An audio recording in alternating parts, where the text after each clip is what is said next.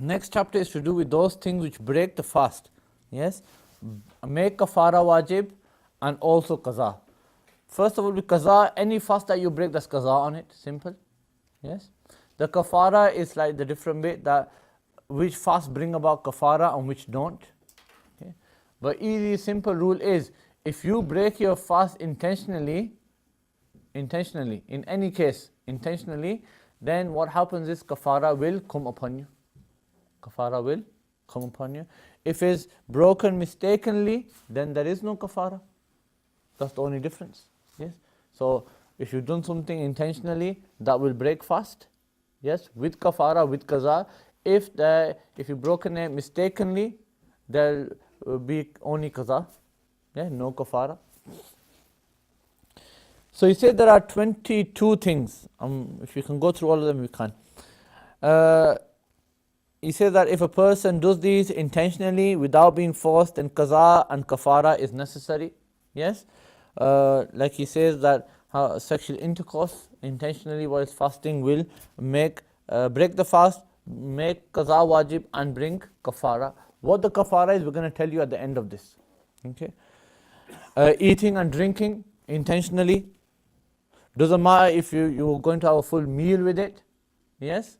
Or doing a pastime with it, or using it as medicine. Yes, as long as you've eaten it intentionally, then this breaks your fast and kafara will be necessary with qaza. Swallowing the rain which has entered your mouth, but swallowing it intentionally, that will break your fast. Kafara comes, qaza is necessary. Eating raw meat,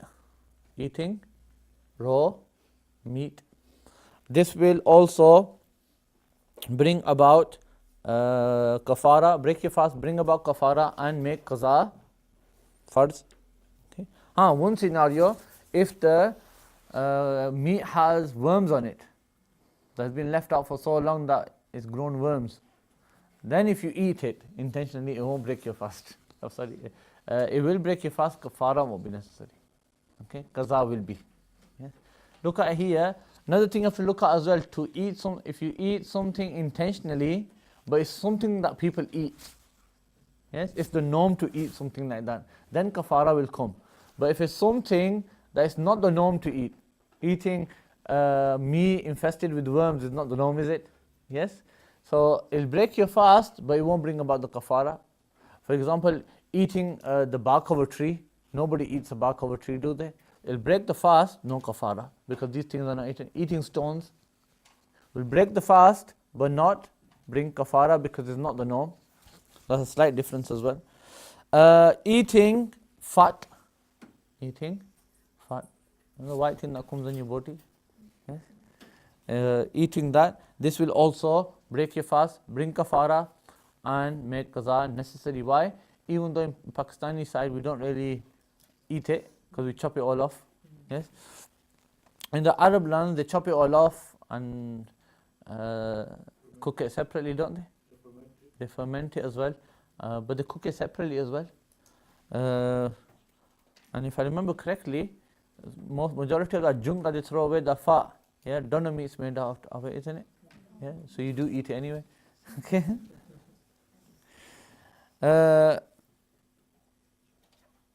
Dry meat. Now dry meat is meat that the Arabs will just leave out in the sun and just let it cook for itself. Okay? In the desert, leave it out in the sun and it just cook itself. Yes? Just turn it over from time to time and that's it. That's what is dry meat, meaning no water is added to it, nothing, is just cooked by the sun, and then the Arabs would eat it. The Prophet says, I am from the people who eat dry meat. Yes? Not raw meat, dry meat. So the Prophet used to say like this. So this will break the fast. Okay. Eating wheat, the seed of it. Because it's eaten as well. This will break your fast. Similarly, if it's crushed, this will break your fast. Yes.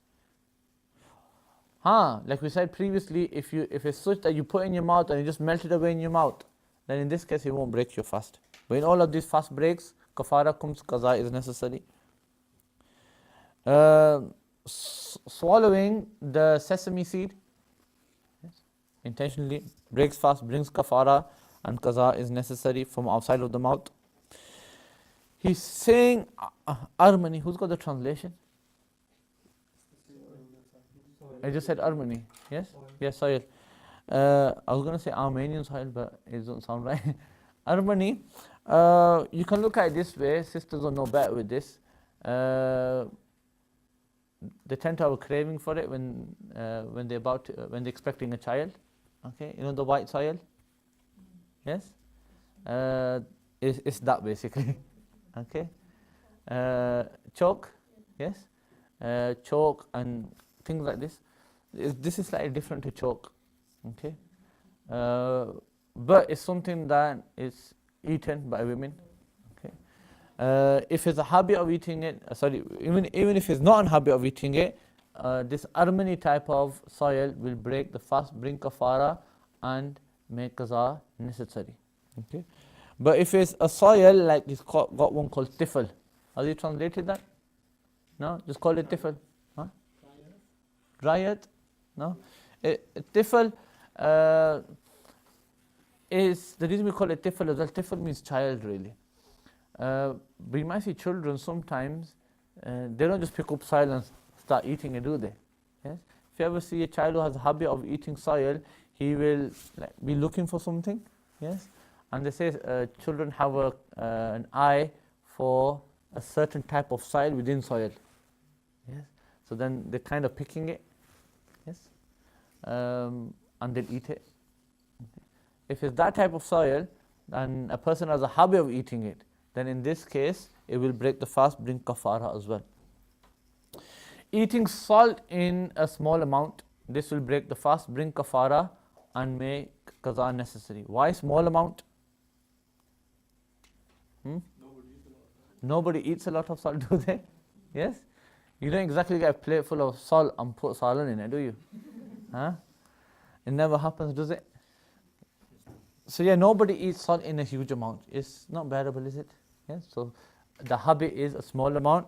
It breaks the fast, it brings kafara, and it makes qaza necessary.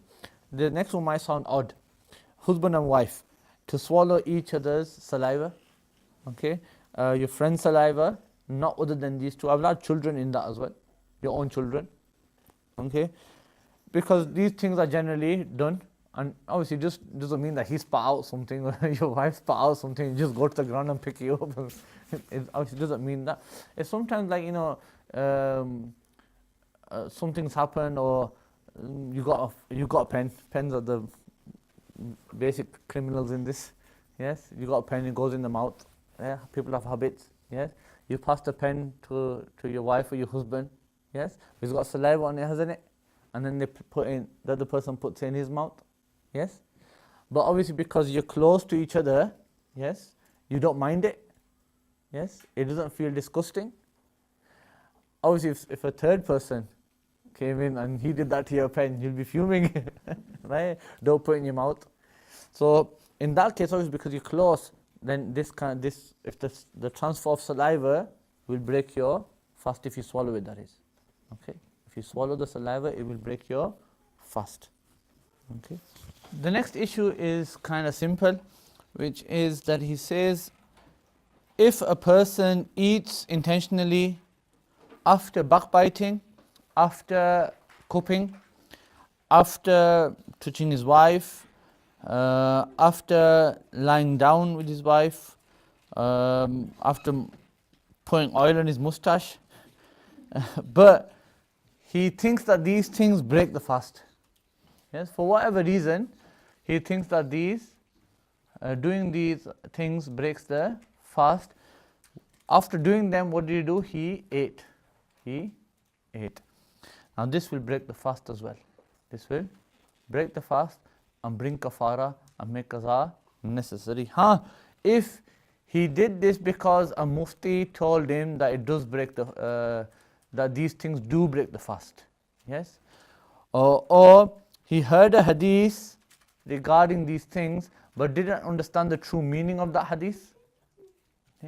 and because of that he thought his fast is broken, and now he can eat and drink, then in this case there won't be kafara because it's due to misunderstanding. If he understands it, then kafara will be necessary. Meaning he knew the true meaning of the hadith, that when the Prophet said regarding ghiba or regarding cupping, that these break the fast. Obviously we have a different approach to the hadith. He knows the true interpretation of it, but yet he still eats after committing these things, then in this case kafara will be necessary. Okay. What is the kafara? Kafara is simple really. Kafara is, first of all, to free a slave. Okay. To free a slave, you have to buy a slave and free a slave. So how are you going to fulfill that?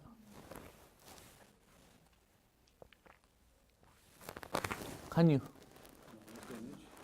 You sure? Most countries. Huh? What if I told you the slave trade existed in the UK? Huh? Doesn't it?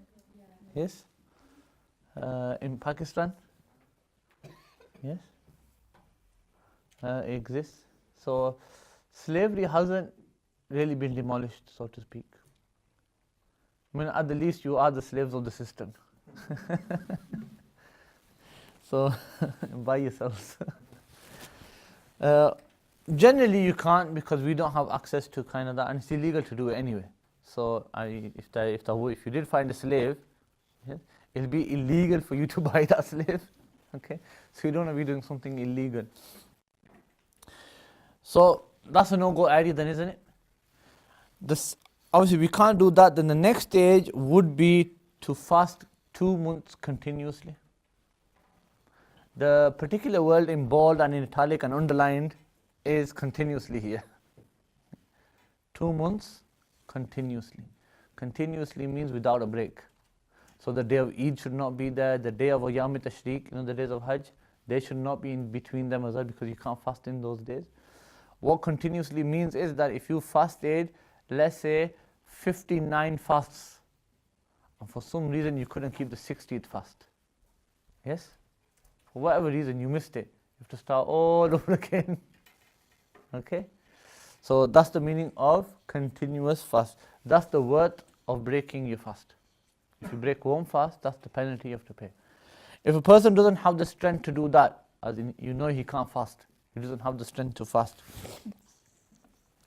then after this,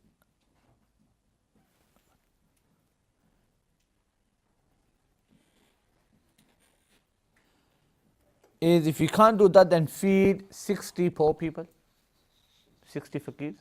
That can either be 60 faqirs in one day, or you can do one faqir for 60 days. Yes? So one faqir for 60 days, you feed him 2 meals a day.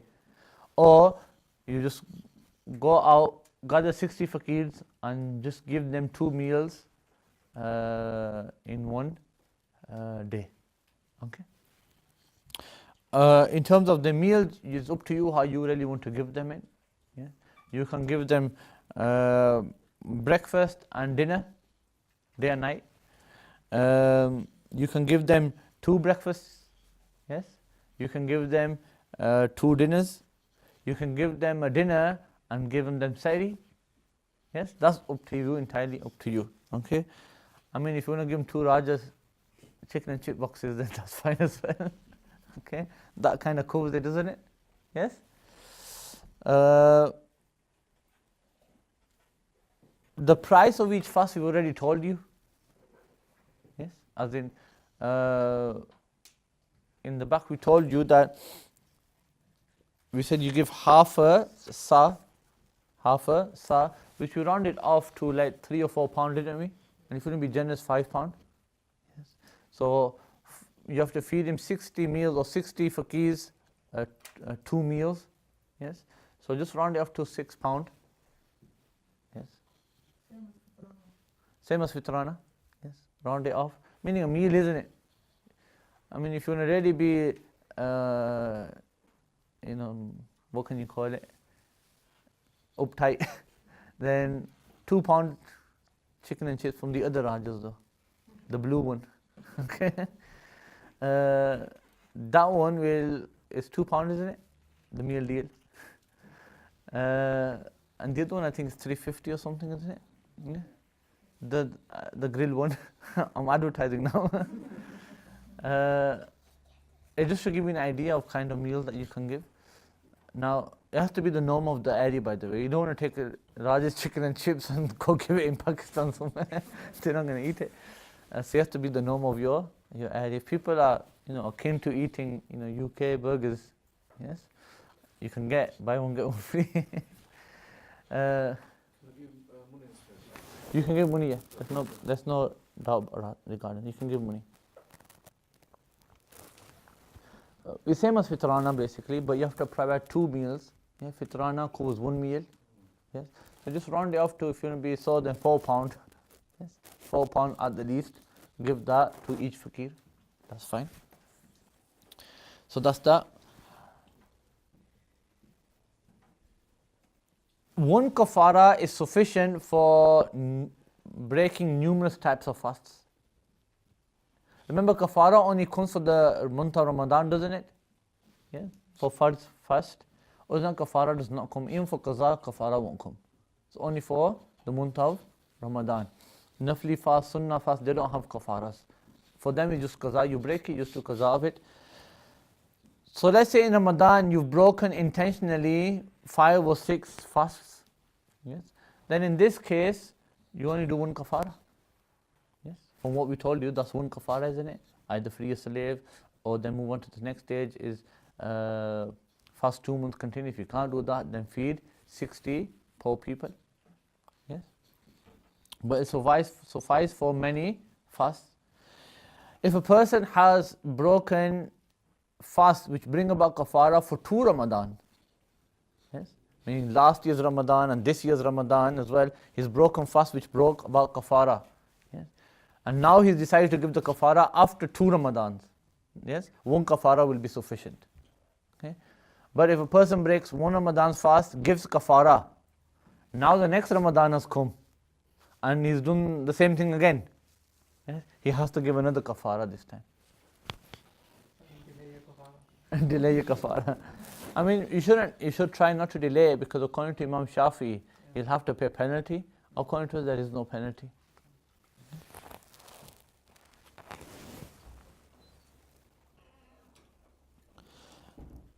Those things that do not bring kafara now, and he's mentioned about 57. For a person who's fasting, to eat raw rice. Yes? You don't eat it like chane, do you? Do you? No. You don't just pick up rice, chawal and start biting on it. They hurt your teeth, don't they? They be hard, don't they? Yes? I mean, you might eat 1 or 2 and that's it, is left out. Maybe just to have something in your mouth, maybe, I don't know. But generally, as a pastime, in the place of grapes, you don't put rice there, do you? You don't do that. So it's not a pastime. You don't eat stuff like this as a pastime. Or dough, the atta that you make. Yes, you don't exactly just take it out of the plate without cooking it and start eating it. Do you do that? Do you? Okay, just in case. So these things they break the fast, but because they're not the norm of what people eat, they won't bring about kafara. So kafara only comes with those things which are the norm. Eating a huge amount of salt, yes, in one go. Again, it's not the norm, is it? Is it the norm? No, it's not the norm. So then in this case, it will break the fast, no kafara. Eating soil, but such soil which is not habitual, that you don't generally eat. Okay? Then in this case, this breaks the fast, no kafara, qaza is necessary. Qaza is always necessary, okay, when you break a fast. The seed that comes inside the date, yes, to swallow that, to eat that. This will break your fast, but won't bring the kafara. Why? You don't eat it, do you? What about the watermelon seeds? Huh? Yeah, they eat it. I mean, I eat them. I mean, when we were kids, they used to tell us to take them out, or a plant will grow in your stomach. But they're a bit of a mission to. Yeah. It's meant to be like, finger food. They just pick up and eat. But if you eat something like that, the seed of a watermelon, you call it damana. Yes. If you eat that, then that will break your fast and bring kafara. Yes. That will break your fast and bring kafara. At least it'll bring kafara for me, because I eat them. Okay? I mean, I look at it this way, that God made this fruit, and He scattered the seeds everywhere in this fruit, yes, which is a sign He wanted me to eat them. Why the lighter color doesn't have black seeds in it? Huh? The lighter color Yes. that doesn't have black It has white ones in it. Yes. seeds. Edible. So this will break your fast. What about the other one? The melon? They're not eaten. But I don't eat many. They always take it out, don't they? Because that's all in the middle. Yes. I know people might eat them, but I'm just going to be cautious with this. But it will definitely break your fast if you eat them.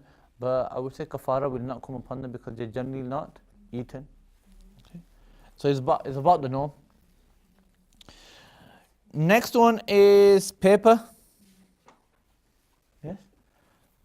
People don't eat papers for fun, do they? Okay. So in this case, it'll break your fast but not bring kafara. If I get this right, safarjal was a quince. Yes? It looks like a lemon. A lemon type of, I don't know if it was a fruit or a vegetable. But it is cooked. It is cooked. If you eat this without cooking it, then it will break your fast but not bring kafara. Why? Because this is generally eaten when it is cooked. Jawza, either a hazelnut, if that what it's called, or is it called a walnut? Yes, one or the other. They're both cousins. Okay. If you eat them, obviously it says moist here. My mind goes towards that fresh. It goes towards like a walnut as opposed to the hazelnut. A walnut which is more or less fresh. Then in this case, this will break the fast but not bring kafara. Okay? Because normally you eat this fruit, this food, this nut, when it is dried out. Okay? When is someone excused to fast the 2 months for kafara? Is it a choice to either do the fast or keep it short? There's no choice. Yes, if you have the strength to do the 2 months fasting, you have to. Okay? There's no choice. Swallowing stones, eating stones. We'll tell you here, normally when you travel, we say that you don't have to fast, okay? But it's a bit of a condition that you have to travel before Sari. If you travel before Sari and you're in your fast, then you don't have to fast. Yes? But if you're going to travel like 12 o'clock during the day, or if you're at home at Sari time, then aren't you? You have to keep a fast then. So not keeping the fast, some ulama say is completely haram. You can't do that. I've read some ulama who say that you can. Yes, meaning you just waiver it, but it won't come under the leave though. Yes. Now, but let's say you kept the fast, but now I've got a journey. I'm walking straight to the Sahara Desert. Yes, no way I can fast. Now, you're fasting though. So what do? Huh? Eat a UK burger and then go on a journey. What will happen if you did that? Kafara will come, wouldn't it? Yeah. Yes. So when you have the leave, you still have to do qaza, don't you? Yeah. So eat a few stones, okay, or eat some metal, like it's got a hadid here. Eat some soil. Soil is not eaten, just soil off the ground. the first one you could say pebbles, small little pebbles, and this one is a stone, okay, or like a bark of a tree. Placing water in your nose, okay, into your throat, putting water into your ears, or oil into your ears, okay, or water. He says this will break the fast. But the tahqiq is if your ears are popped, yes, if your ears are popped, there's a hole in your ears, and you have to be careful sometimes, because I'm not sure about the elder generation, but nowadays a lot of children get glue ears, yes, behind the eardrum they get water, and then the ears the eardrum stick to the water, and then they can't hear. It's kind of painful as well. So they have this procedure where they drill straight through, not drill, but puncture the eardrum to let that liquid out. Yes. From what I remember reading up on it was that it remains. They'll take it out, the thing that they place in, but it never fully heals, so the hole is always there. If your ears are like that, then in that case water will go straight down into your throat, okay. And if your ears are intact, then they will not, okay? So you have to go through your medical records, okay. My daughter has the glue ear, but I never got the operation done on her in terms of having that hole. It's safe operation, but I just didn't want to do it. The reason for that is, if you have a read upon it, as they grow up, the canal behind the eardrum, it widens anyway, and the water then channels its way down into the throat anyway. Yes, so it just is a natural thing. Even adults have it, where natural water within inside the body, it clears that canal out. But for children, because the canal is small, yes, the water gets blocked. Yes, but as they get older, it channels down, so there's no real need for you to rush children into getting that operation done on their ears. Just wait till they're about 7, 8, 9. Yes, if they still have the problem, then it's to do a scan and then see what the problem is with them. The next thing he says is, a person has a stomach wound, a head wound, where you can see the skull, or any type of wound which is going straight into the body. If you put medicine on it, then in this case it will break your fast. Okay. On this I'll answer as well that I believe all types of injections break your fast. Oof. That's my take on it. Yes. There are 3 mazhabs altogether. How many? The first mazhab is that no type of injection breaks your fast. Yeah. The second mazhab is that the injections which are like muscular injections, that just remain in your muscles, they are those that do not break the fast. But if it's an injection which, like glucose injections, and I don't know if insulation comes into it, but does insulation give you strength? It does, doesn't it? Yes.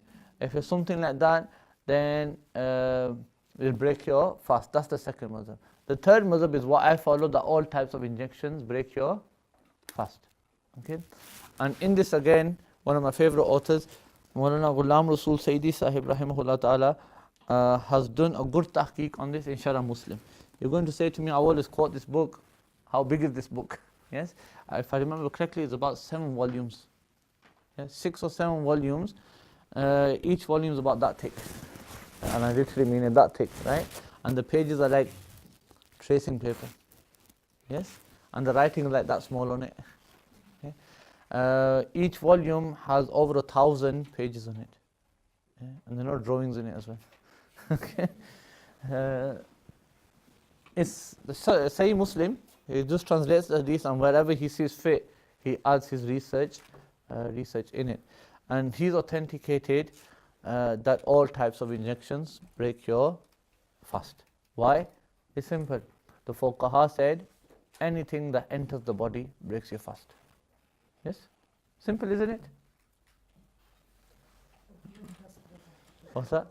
No, that's taking out, that's extracting. Anything coming out of the body, in terms of extracting something, that does not break the fast. Yeah? Anything going into the body in terms of something that is entering the body, yes, But anything that's coming out, that does not. Okay.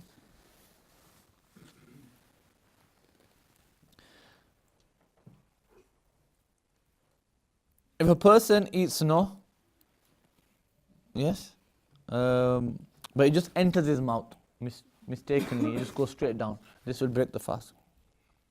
And he didn't swallow it intentionally.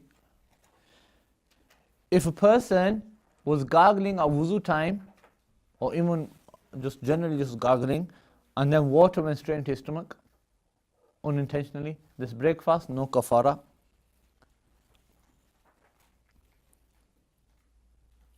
If a lady fears that she will become really ill because she has to serve a husband, yes, she has to serve a husband, then in this case, she can break her fast. Okay? Have I got that right?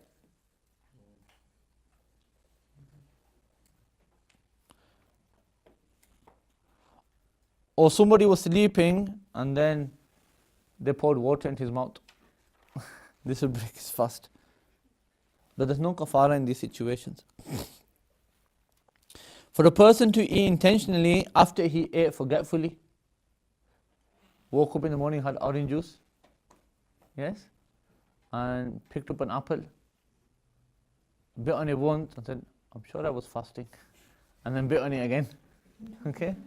Then in this case, the second bite will definitely break your fast, yes? But no kafara here because there's a sense of confusion. And then the rest of the scenarios that we have mentioned. If a person, he says that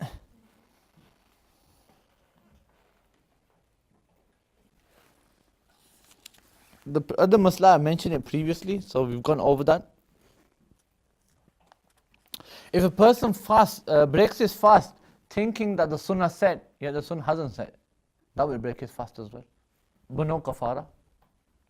Yes? You know those time you're looking at the watch, 59 or something. Yes? I think it's, what is it going to be this year? About 9 o'clock? Yes, roughly? 9 o'clock, is it 9 o'clock? Then you break your fast according to your clock. Then you pick up your phone and it's 8:30. Yes? You've broken your fast. Okay. No kafara though. No kafara. Because of confusion. And then he's got some things in there which break the fast, okay, that he's mentioned. You can read up on them.